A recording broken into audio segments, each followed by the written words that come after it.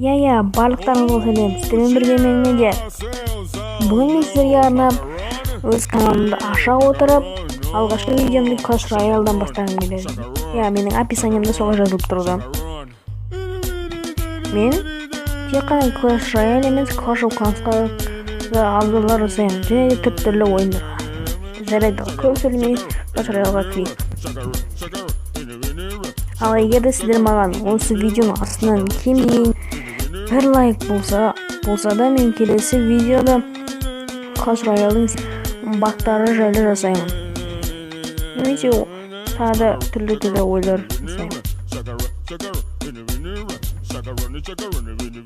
Міне менің аренам, 3-ші арена. Менің кланның аты Darkside. Егер де кіргіңіз келсе, кіріңіздер. Бірақ мен бұл кланда орысша сөйлеймін. 4-ші орында тұрмын. Және бұл кланда менің бір досым бар, оның аты Хредик. Ол менің жан досымның бірі. Ол да осы кланда. Мен 4-ші аренаға шейін бардым. Бірақ мен кубоктардан сливать етіп қалдым. Себебі маған 8-ші уровендағы адамдар сөйлеп тастады. Ал егер сенбесеңіз, менде доказательства олар.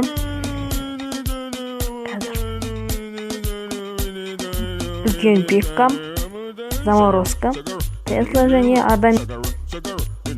Мен қайтадан 4-ші аренаға баруға тырысып жатырмын. Себебі ол жақта неше түрлі ойыншылар, қызық ойыншылар бар. Менің тактикам мынау, қарап алыңыздар. Ол лучница, миньоны, огневой шар, гоблины, гигантский скелет, хограйдер, варвар и подрывник. Бұл осы каладан өтсіріп алғыларыңыз 3 секундқа шын күтемін. Жасап болдыңыздар деп ойлаймын. Онда жалғастыра беремін.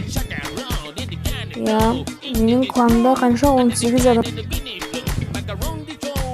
Жарайды, онда сау болыңыздар. Болған мен Медиа.